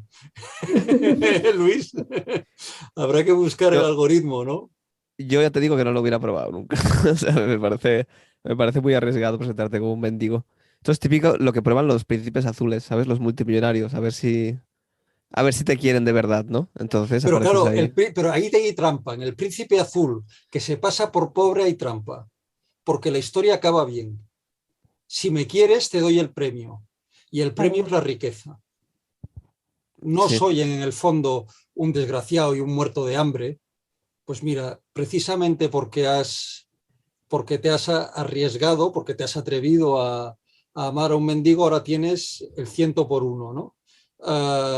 En cambio, en el caso de León Blois no oculta lo que es y no hay premio al final del proceso. El premio es precisamente haber encontrado esto, que es también una imagen, ya lo sabe también Esperanza, que a mí suelo utilizarla para referirme a León Blois, y que también se puede aplicar a su mujer, es la de la perla escondida, ¿no? Uno encuentra la perla escondida, el Evangelio, uno encuentra la perla escondida y va y vende todo lo que tiene para comprar el campo. Pues algo de esto es lo que hace León Blois, ¿no? No hace ningún cálculo cómo Pero con la hacerlo. diferencia, tal vez, de que todo lo que tiene es nada. O sea, que vende poco, ¿no? O sea, Pero encuentra la perla y dice, ya está. él dice muchas veces, si yo me vendiese a mí mismo, tendría éxito. ¿En qué Si yo, sentido? en el sentido de que si yo escribiese lo que esperan de mí, Mm. si pusiese todo mi sarcasmo, toda mi mala uva, toda mi brutalidad al servicio de los intereses pues de los diarios, de los diarios, de los literatos de éxito, de los políticos de éxito, triunfaría. Y él va una tras otra desestimando todas estas posibilidades. A uno puede parecerle excesivo, pero sin embargo yo creo que es admirable, es decir, esta integridad absoluta con respecto al concepto que ha dicho muy bien Esperanza de misión, ¿no? Yo no puedo venderme a mí mismo. Si esto significa mi destrucción, no es que él busque la destrucción ni busque el suicidio, sino si esto significa llegar a nada, pues llego a nada, pero antes hay que servir no a mis intereses, sino a aquello que yo he creído que he de responder afirmativamente. Y de hecho yo no lo tengo reciente y no lo recuerdo bien, pero puede ser que él también tirara piedras contra su propio tejado en el sentido de que se metía públicamente también contra aquellos editores que podían darle trabajo o publicarle, con lo cual es que él mismo se cerraba las puertas en ese sentido, porque luego no podía ir pues eso, a pedir colaboraciones en diarios contra quien había puesto públicamente a parir, ¿no? Sí, sí. Es Sí. decir, él insultaba a alguien y le pedía a continuación, le daba un sablazo, le decía que le diese, que le prestase dinero, porque era la misión del prójimo. Y puedes decir, bueno, era un cara dura o era una especie de como de loco, ¿no? Pero hay, si vas leyendo, hay algo diferente en la de aquel que esto denuncia al prójimo y espera a cambio la recompensa por haberlo denunciado. En ese sentido hablaba yo antes de ingenuidad, ¿no? Al Pero principio del desesperado se dedica a pedir dinero para el entierro de su padre después de haber puesto de vuelta y media al destinatario de la carta, ¿no? Y parece que tiene ecos autobiográficos que lo hizo con Paul Bourget, ¿no? Que se dedicó a insultarle en una carta y a continuación pedirle no sé cuánta, una cantidad de francos para poder hacer frente a unos gastos imprevistos que había tenido. Pero porque él, yo creo que lo hace en un ejercicio de honestidad intelectual, entonces no ve nada malo en eso, ¿no? Entonces, si ha dicho la verdad y ha dicho lo que realmente piensa, ¿por qué no está bien dicho y porque luego no voy a poder pedirle nada, ¿no? Exacto. Es un poco eso. Cosa que ninguno de nosotros, ya digo, no creo que ninguno de nosotros sea capaz, ¿eh? Pero creo que en todo caso tiene un valor sin duda profético. Se ha estudiado, ¿no? Se ha estudiado, aquí hablábamos de los psicólogos y nos hemos reído antes, también se han hecho estudios sobre la tortuosa psicología de Léon Blois, y de esta especie como de tendencias sadomasoquistas, ¿no? Que pudieran existir en esa especie de ataques desmesurados contra aquellas personas a las que a continuación reclamaba, digamos, el afecto y, sobre todo, el dinero. Yo no sé hasta qué punto, o sea, porque sé que lo estáis enfocando y juzgar a la persona es súper complicada, ¿eh? Pero sin juzgar la persona, o sea, juzgando los actos en A concreto. ver, Luis, a ver. No, yo por dar una nota A ver, discordante, es no que me os seas veo, burgués, ¿eh? os No veo me tan seas León burgués. Blois. ¿Eh? No, pues es que a mí honestamente, me parece que tal vez, sé que estoy utilizando una palabra como muy contemporánea, ¿no? Pero tal vez la empatía no era su fuerte. O sea, es decir, yo creo que la verdad se ha de decir, pero también está la caridad y hay maneras de decirlas. No lo he leído, es cierto, no sé cómo insultaba, pero tal vez, De forma terrible. claro, y luego tal vez hay cierta prudencia, ojo, o sea, de este dinero dependen mis hijos, pues tal vez tampoco puedo ir all in con los insultos, ¿no? O sea, yo entiendo que había una honestidad intelectual, pero tal vez podía ponderarse con otras virtudes, aunque también os digo que es lo que me viene ahora, vosotros sois los expertos, pero lo pongo un poco para contrastar y que no parezca como solo a favor de León Blois. Yo Yo tengo entendido que al final de su vida se suavizó, ¿no, Armando? sí, estaba ya mayor y estaba. La guerra le afectó mucho. La guerra mundial le afectó le afectó mucho. El último volumen de sus diarios, En el umbral del apocalipsis, en el cual empieza también a arremeter contra los prusianos de una forma desmesurada, ¿no? Pero ya digo, la guerra, la destrucción de la catedral de Reims, las noticias que llegaban de los combates terribles en las trincheras, todo aquello lo minó. Y de hecho, el que había estado siempre un poco viendo, por así decirlo, la viga en el ojo ajeno, ¿no? Al final tenía sus dudas de si iba a poder, de si él se iba a salvar, ¿no? Hay una eso, meditación que escribe en sus diarios, que luego que es la primera de sus meditaciones solitarias, en las que habla de cuando él se presente al juicio final, y que es aquel momento en el que estará solo, en el cual ni siquiera estará Dios, es decir, es, digamos, el instante previo al juicio, dice, con su ángel de la guarda sentado, cobijándose, aterido de frío y sin que las oraciones de sus seres queridos puedan llegar hasta donde él está, ¿no? Y que en un segundo podré llegar a la luz o precipitarme en el abismo, ¿no? Es impresionante, sí. Y sabía que todo se jugaba en ese momento y que había un minuto de posible redención final antes de la muerte, ¿no? Y que ahí se jugaba todo. Exacto. Estoy buscándolo a ver si lo encuentro, que no lo encontraré, pero... Seguid. Yo la verdad es que sí que, Luis, si me permite, sí que si alguien quiere, después de escucharnos, sigue queriendo leer a Blois, sí que le recomiendo, no sé qué opina Armando, pero le recomiendo empezar por las cartas a su novia, que es lo más light, por así decirlo. Y si ya le engancha, pues es que tiene cosas, antes comentaba yo, Armando, que había intentado leer El Desesperado y como él me dijo, me advirtió, es muy, muy arduo. Entonces, si alguien quiere empezar, que empiece con las cartas a su novia y luego ya que se atreva con más. Con los diarios, que como decías tú antes, hay una selección muy cuidada y que da una visión muy general de la obra en los diarios de acantilado. Leer antes de leer las de Armando y es divertido, o sea, es realmente... Es muy divertido, si lo lees, sí es muy divertido, ¿no? Sí. Porque tiene un aire así muy desenfadado y yo recomendaría, como dice Esperanza, las cartas a mi novia en Editorial Nuevo Inicio. Hay que insistir porque las editoriales que están haciendo... Léon Blois no es muy conocido entre nosotros. Hay obras, pero obras que se editaron sobre todo en los años 40 y 50, luego volvió a principios de este siglo. Hay pues las historias, ¿cómo se llaman? Las historias impertinentes, que son sus relatos.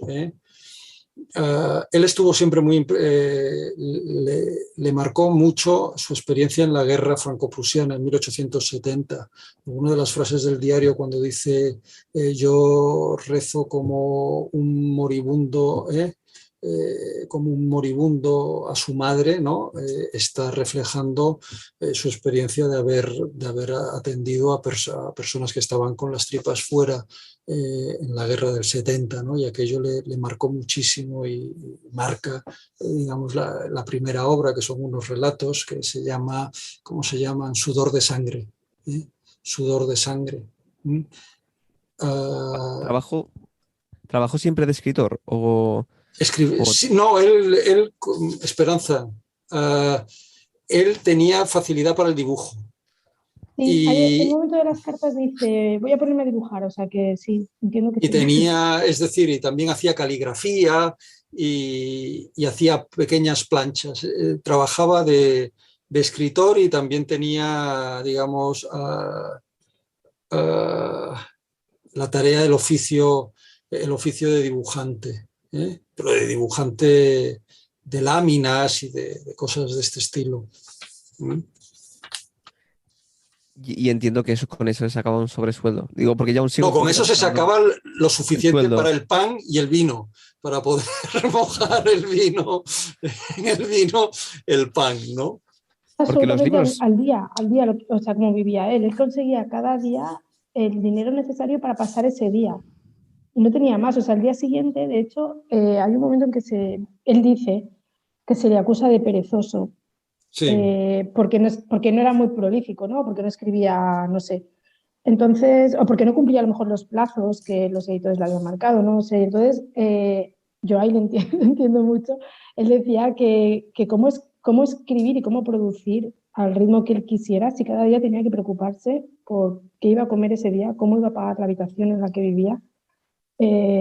Claro, la cabeza normalmente no la tenía en escribir, sino en sobrevivir. Mirad, he encontrado la famosa meditación que él transcribe el 6 de agosto de 1916. Y os leo una parte, dice: estoy solo, sin embargo tengo una mujer y 2 hijas que me quieren y a las que quiero. Tengo ahijados y ahijadas que parecen elegidos por el Espíritu Santo. Tengo amigos seguros, probados, más amigos de los que generalmente se tienen, pero con todo soy el único de mi especie. Estoy solo en la antesala de Dios. Cuando me llegue el momento de comparecer, ¿dónde estarán aquellos a quienes amé y que me han amado? Cuanto más nos acercamos a Dios, más solos estamos. Es lo infinito de la soledad. Y entonces dice: ¿en qué apoyarme? ¿En qué? ¿Las plegarias de los seres amados que di a la Iglesia tendrán tiempo y fuerza para llegar? ¿Quién me asegura que el propio ángel de mi guarda no quedará junto a la puerta, temblando y tiritando de compasión, como un pobre harapiento olvidado en un tremendo frío? Estaré inefablemente solo, y sé de antemano que no tendré un segundo para precipitarme en el abismo de la luz o en el abismo de tinieblas. A mí esta meditación, ya os digo, me impresiona muchísimo. Él decía siempre que el cristiano vivía en el abismo. Sostenido sobre el abismo, sí, sí. Y en su caso, pues parecía bastante. Elí, Elí, Sí. lama sabachthani, Dios mío, ¿por qué me has abandonado? ¿No? En una época caída, además. En una Oye, época caída. y no tenía, perdónate, porque me da la impresión de que mi análisis no es tan profundo, pero no tenía padres o algo Con que le su padre diera. tuvo muy mala relación. Con su padre tuvo muy mala relación. Y a su madre la recordaba con afecto, pero nunca hubo una relación familiar muy, muy estrecha. Luego sí que hay un momento en que en las cartas habla de sus hermanos, o por lo menos creo que Un tenía hermano, 2. no tenía más, creo. O más. Bueno, habla de uno en concreto y le dice a Jan que no puede ir a verla porque ha venido a visitarle su hermano y su cuñada, y dice de ellos, bueno, dice, es un fastidio que estén aquí, dice, porque son excelentes personas o son almas buenas y tal, pero intelectualmente son muy mediocres. Él tenía también ese baremo, juzgaba mucho la gente que no estaba intelectualmente a su altura, no la consideraba para nada y bueno, podía ver la bondad en ellos, pero realmente ahí... El escritor se sabe un ser aparte. En el fondo también un escritor es un ángel caído, en cierta manera, en el siglo XIX. Así que con estos mimbres no tenía mucha gente. Pero él dice que tenía amigos y desde luego en El Desesperado hay un personaje, el de Leverdier, que es, digamos, una persona que muestra por el protagonista, por el trasunto de Léon Blois, una devoción ilimitada, una confianza ilimitada, con plena conciencia también de qué tipo de personaje era, ¿no? Capaz de darle hasta el último, hasta todo lo que tuviera con tal de que pudiera realizar su misión. Es decir, también esta idea de una comunión de los santos, una comunión de los santos que confían los unos en los otros contra toda apariencia y también contra toda esperanza. En una ocasión va un amigo a visitarle, que no recuerdo quién es, no sé el nombre, y le dice, que ve en él, en Blois, a Cristo. Y él no acepta esta comparación, ¿no? Dice que no, Evidentemente, no es sí, posible, pero evidentemente. sí. Tenía algunos amigos devotos, es cierto. Sí. Hay también un momento en el que él dice todos los cristianos deberían poder hacer milagros. Porque si Cristo los hizo, el cristiano tendría la obligación de imitar en todo a su maestro y de tener una fe suficiente para mover las montañas. Está complicado, yo creo, todo esto de León.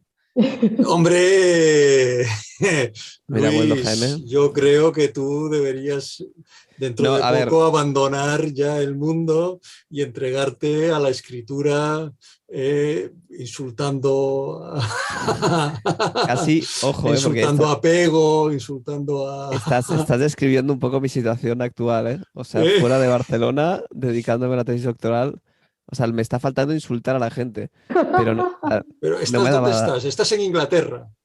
Sí, sí, sí. Allí te insultan a ti, ¿no? Tú no Ya, insultas a nadie. o sea, a mí me tienen, el otro día me dijo León un Blois inglés, tampoco tenía mucha simpatía por los ingleses, ¿eh? es que son complicadas a veces. O sea, el otro día me Los dijo un inglés, consideraba la imagen del diablo. vale, Pobres. sí, claro, esta clase de insultos está claro que no granjea No granjea amigos. simpatía, sobre todo si estás en Inglaterra. Eso, eso está claro. No, pues me decía un inglés que cuando aquí, o sea, yo estoy en la Universidad de Oxford ahora, que cuando dicen, eso es muy interesante, están diciendo que es una mierda. Que Entonces, eres un imbécil, ha hecho, básicamente. ha hecho que me replantee todo lo que llevo aquí. O sea, cuántas veces yo, ingenuo, Tú vendiendo tu... ¿qué tema más interesante? Sí, pero eso sería prudente, ¿no? Esto es lo que tú antes decías, eso sería la prudencia, Claro, la claro, prudencia empática. Te están sí. diciendo que eres un imbécil, pero te están diciendo que es muy interesante lo que estás diciendo. Al final, casi uno prefiere a Blois, ¿no? Que le diga a uno, usted es lo que está diciendo usted es una imbecilidad, ¿no? Más A ver, que... yo voy a ser muy honesto, no estoy dispuesto a pasar por las penurias de Blois con tal de insultar a la Haces gente. bien, haces bien. Yo creo que nadie estamos dispuestos. Lo que puedes hacer, Luis, es utilizar los insultos de Blois, pero ponerlos en boca de Blois. Como diría Blois, sois los hijos del diablo. Un No tipo sé por qué curioso. Blois, no sé por qué Blois dijo esto acerca de vosotros, con lo Exacto. simpáticos que sois. Eso es muy inglés, de hecho. Es una manera muy Eso inglesa sería de muy insultar. inglés, ¿no? Totalmente. Oye, ¿os parece si, no sé si queríais decir algo más, pero ya hemos excedido un poco la hora? Pues, ¿os Sí, parece no, concluir aquí con o sea, con las últimas intervenciones? yo creo que ya Perfecto. hemos desanimado suficientemente a todo el mundo.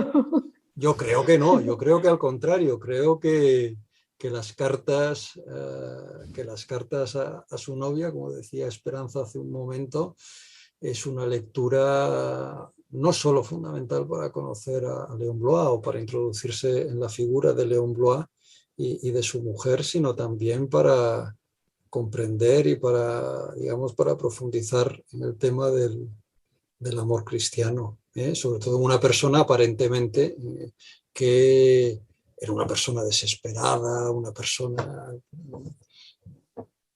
pesimista, que no es verdad, sino ver ese trasfondo tan humano y tan transfigurado del amor que consigue el amor en la cotidianidad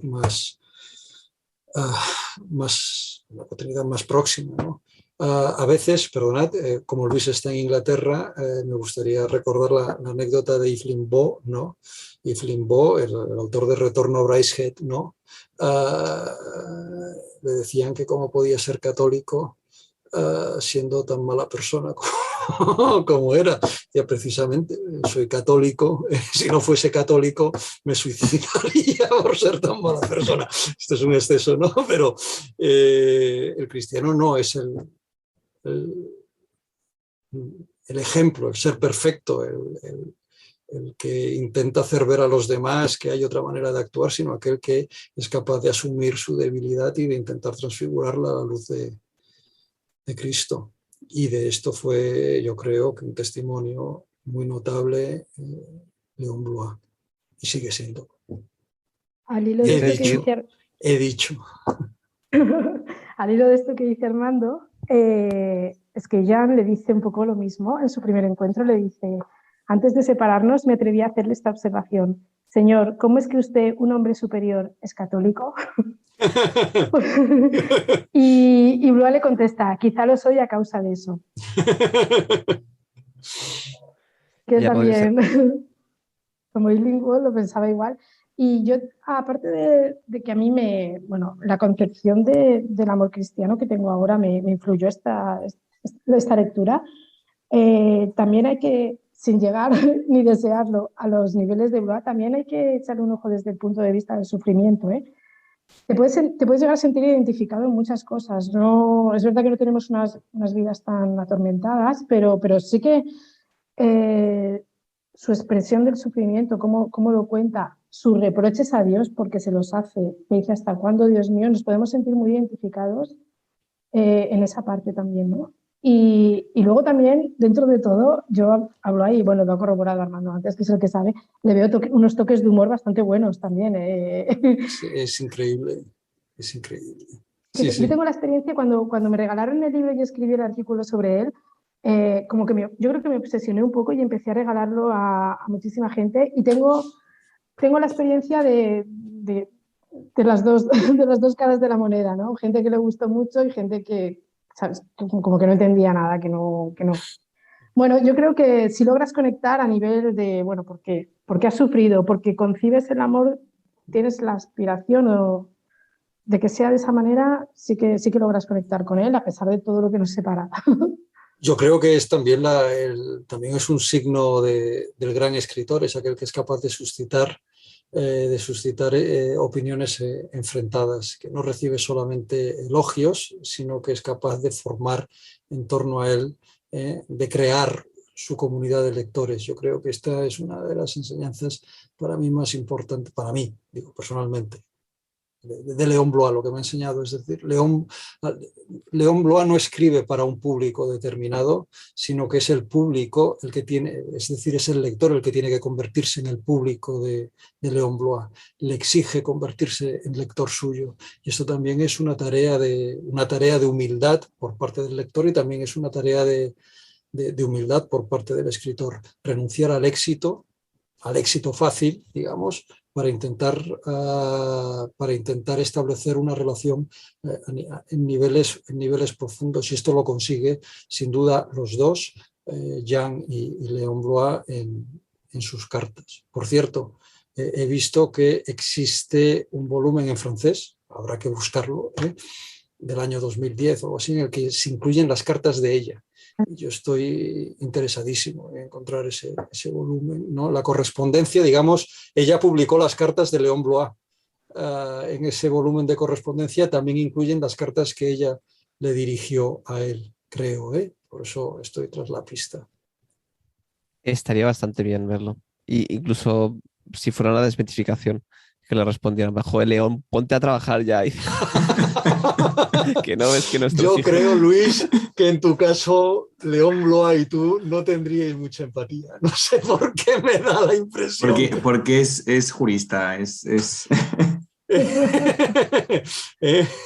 Pero yo creo que Luis podría acabar diciéndole: en el fondo eres un vago, un maleante. Tendríamos que aplicarte alguna ley especial. A ver, o sea, a mí me pone un poco nervioso esto de que viva el día teniendo 2 hijos, pero tal vez es mi particular manera de ver las cosas. Pero a quien no le importaba era su mujer, cosa que... cosa que me tiene súper impresionado. De hecho, es que más os digo, o sea, se me ha ocurrido un modelo de negocio. Es una masterclass. Ya sabes, tienes que dar los beneficios a los pobres. Claro que sí. Una masterclass que sería Aprende a amar con Léon Blois. De subtítulo: contra las estadísticas. Lígate a aquella chica que nunca pensabas. Ahora en serio, o sea, a mí me ha parecido que tiene una parte que realmente es muy, muy interesante y que nos interpela a todos, o sea, y que lo habéis reseñado vosotros mucho mejor, o sea, la noción de amor y por supuesto la de redención, ¿no? La idea de salvarse tus pecados, algo con lo que todos podemos ver. A mí la otra parte, la manera en que la ejecuta, o sea, su manera de vivir es la cosa que más me cuesta ver, seguramente por mi personalidad, porque me gusta pues, cierto orden y cierta planificación, pero vamos, sí, o sea, soy muy cuadrícula, pero no sé Pero cuánta está muy bien, gente, quiero decirte. Para esto Armando, sirve no sé León cuánta Blois. gente está dispuesta a vivir, o sea, levantarse y decir, bueno, a ver qué como hoy, Pero él no la vamos quiere, a ¿no? ello. Armando, esa forma de, o sea, no es que Es decir, él está no la dispuesto a quiere. pasar todas las penurias con tal de no parecerse, hablábamos antes, de no parecer, digo esto en plan de broma, no digo que lo fuese León Blois, parecerse a Goethe, ¿no? Goethe es el hombre que triunfa, todo lo que toca es un triunfo absoluto. Literariamente, políticamente, socialmente, ¿no? Y en el fondo Goethe acaba prisionero de su propia imagen, ¿no?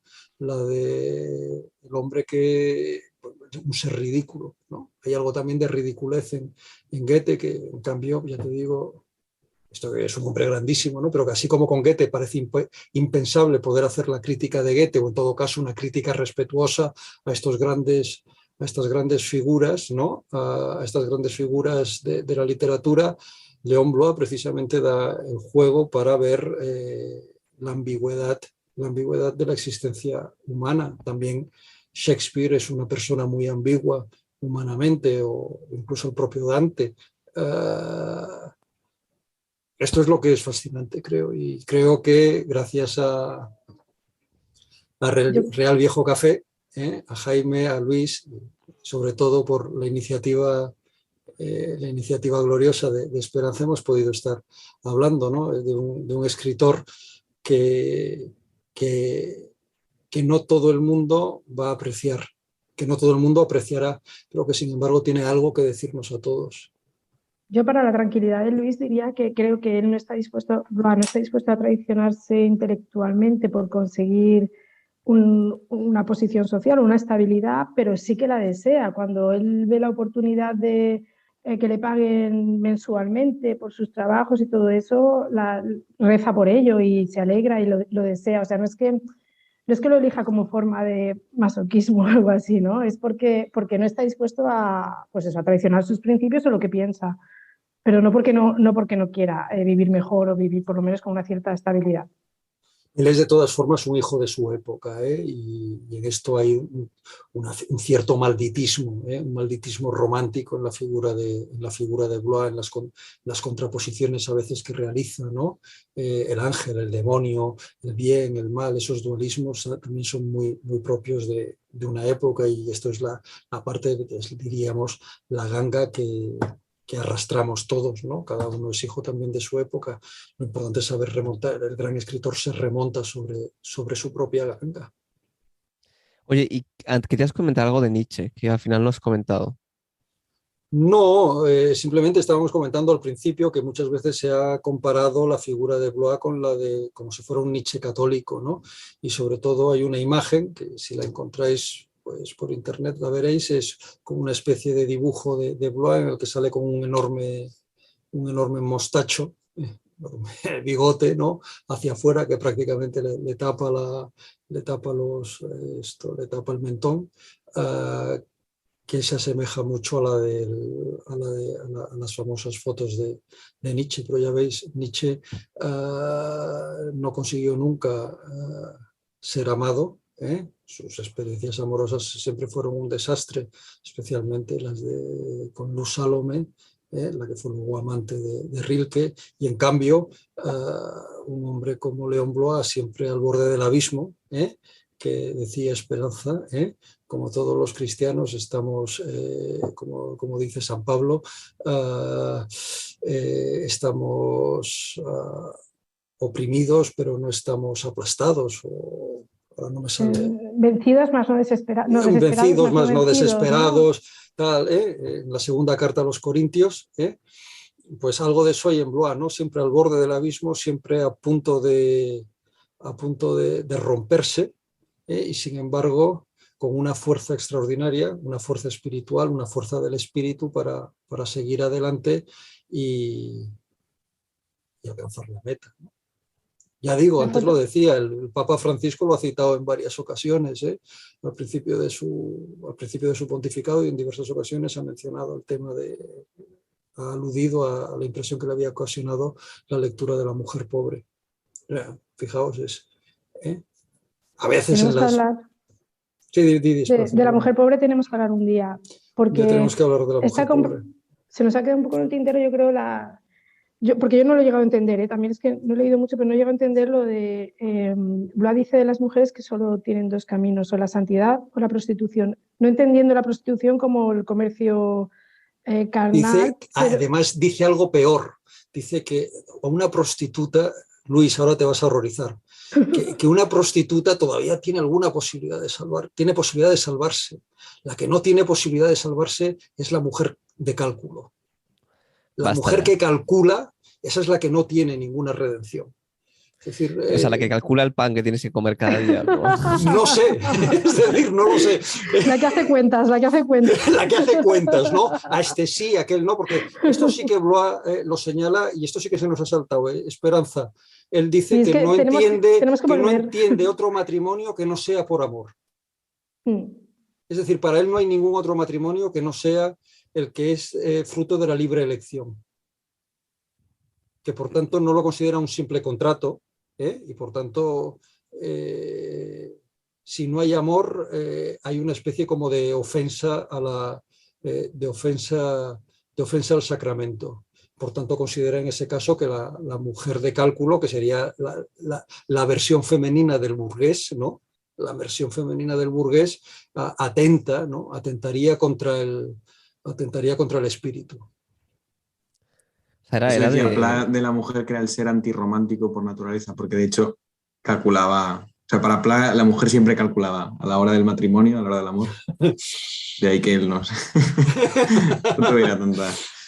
Pero bueno, es fuerte, es fuerte. Estamos emplazando entonces, estamos aquí diciendo que va a haber una segunda edición de Viejo Café sobre Léon Blois y la mujer pobre. Sí, ¿no? Si Armando dice que sí y no se hunde el programa con lo que hemos hecho hoy, sí. ¿Qué va, por favor? A lo mejor a Luis ya no le dejan volver a España. Le dicen que se quede en Oxford. Ostras. Que es muy interesante. Sería muy interesante que te quedases... Luis montó este Viejo Café para ganar dinero, o sea que cuidado. Ya ves, vivo de los beneficios. Sí, yo creo de que Viejo Café es la actividad más Léon Bloisiana de Luis de todas las que hace. Por eso, sí. Bueno, si Esperanza, que es la que nos ha metido a todos en lo podemos llamar en esta experiencia de la cual yo estoy encantado, Esperanza, si ella está animada, pues... La llamamos Contabilidad y Léon Blois. Contabilidad y Léon Blois, ese es el próximo programa, sí. Por cierto, creo que la foto que ha dicho Armando del bigote es la portada de los diarios en la edición de Acantilado. No, esta es una, pero hay otra más. Hay otra más del más joven, es esta. No sé si lo veréis. ¿Veréis? Sí, la del mendigo ingrato. Vale. Yo tengo esta, sí. Aquí, la del mendigo ingrato. Sí. Ojalá. La de los diarios es mayor. Aquí la otra es mayor, ¿no? Aquí es ya mayor, pero bueno, en ambas, ¿no? Oye, ¿el mendigo ingrato a qué se refiere? ¿A que él es un mendigo y que es ingrato? Sí. ¿O a que la gente es ingrato con él? No, él se refiere a él como un mendigo ingrato. Es decir, él dice que él se siente como una casi de sus aforismos, ¿no? Que él pide a las puertas de una granja a la que quisiera prenderle fuego. Vale. Después de esto dices, ¿sigo leyendo o lo dejo ahí mismo? Y yo creo que, como dice Esperanza, el humor, esta capacidad, digamos, de romper con las expectativas hace que algunos lectores, aunque puedan mostrar, pues digamos, cierta distancia con respecto al autor, quedan atrapados, quedan en cierto modo hechizados por ese estilo tan singular, tan propio, ¿no? Yo reivindico el humor de Blois, pero también el de Armando en las exégesis de otros lugares comunes.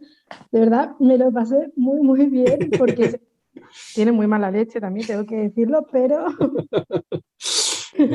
Intenté estar a la altura minúscula del maestro. Es muy divertido.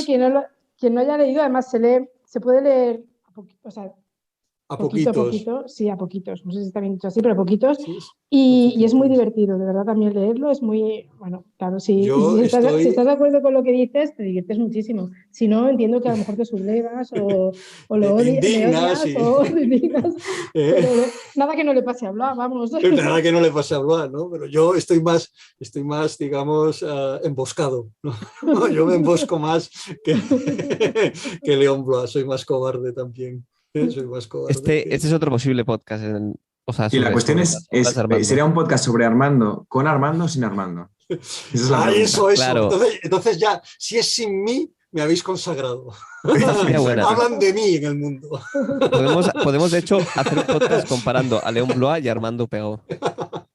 No, yo simplemente digo, lo decía al principio, Esperanza me hizo una entrevista, lo ha dicho en Leer por Leer, en la solapa, me parece que es la sección que tenía.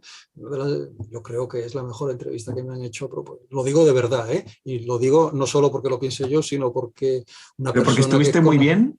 Porque ella me puso en muchos compromisos. Ella Vale. parece que no, pero deja caer las bombas, con efectos retardados. Y a veces decía, ¿y yo cómo contesto a esto? Con prudencia, de zorro. Lo que hice fue desaprovechar la oportunidad de tener a Armando y no... y lo digo que en el libro al principio lo empecé a escribir 100 años después de la muerte de León Blois, que murió en el año 17, fue cuando empecé a tener la idea del libro y hablaba de esto él había dicho en uno de sus diarios que dejaba la exégesis, la segunda serie de la exégesis, esperando que alguien en el futuro recogiese el testigo. Y yo me sentí llamado a recoger ese testigo, como si el propio León Blois, en esa comunión de los santos de la que habla el dogma católico, y cual yo lo comparto, ¿no? Me sentí, digamos, interpelado por la voz de Blois, ¿no? Y entonces quise dar ese salto de 100 años, también ese salto de esa lectura de la meditación que habíamos visto antes, de que estamos en un instante entre el tiempo y la eternidad, en ese borde del abismo. Vale, esa esperanza. Deberíamos cerrar ya. Yo acabo con una última pregunta rápida, ¿vale? Porque tenemos que irnos. Pero esto se está eternizando. Esto ya lo sé. Parecemos Pedro Herrero. Pero sí. A ver, solo me falta interrumpiros todo el rato. No. La pregunta rápida. La pregunta rápida, Armando. La voz de Blois, exactamente, ¿la escuchaste que estabas durmiendo y te dijo o escribes sobre mí o te quemó tu puta casa? Tú eres en el fondo un racionalista, Luis. Ah, vale. Tú eres un racionalista. Eres, claro, eres un racionalista. Sí. Pero ¿usted qué ha visto? ¿Lo ha fotografiado o lo ha escuchado? No, de decir escuchar, la tradición espiritual es sentir que algo te está llamando y te está obligando a dar el paso, ¿no? Hay momentos en el que uno dice, me tengo que levantar y tengo que ponerme a hacer algo, ¿no? A actuar de una determinada manera. No sé si me va a salir bien o no me va a salir bien, pero siento, es un sentimiento, siento que debo responder de que me está tocando. No es que alguien diga, estoy soñando y se me ha aparecido León Blois en sueños y me dice, tú lo que debes hacer es continuar, sino que yo la clave no era tanto esta, sino la clave era preguntar si te insultó al preguntarte, sea como fuera te preguntó, o te fue cordial contigo. Pero bueno. Es que, yo creo que Blois con sus amigos era de una extrema simplicidad, lo hemos hablado, y de una extrema bondad. Vale. Oye, lo dejamos aquí. Cerramos. Perfecto. Oye, muchísimas gracias, Armando y Esperanza, por el tiempo que nos habéis dedicado. O sea, empezamos otro podcast que de hecho, no sé si lo habéis notado, pero llevamos tiempo sin grabar por problemas de estancia de investigación y Jaime, que es padre. Pues Esperanza os ha movilizado. Esperanza os ha movilizado. Sin duda. Se lo debía a ellos, que llevábamos tiempo intentándolo. Cierto. Bueno, pues muchísimas gracias a todos dos. Jaime, muchísimas gracias, Luis, A vosotros, por a vosotros. acogernos y la oportunidad, Esperanza, también de hablar directamente contigo. Gracias por aceptar, Armando, el atraco. Qué bueno.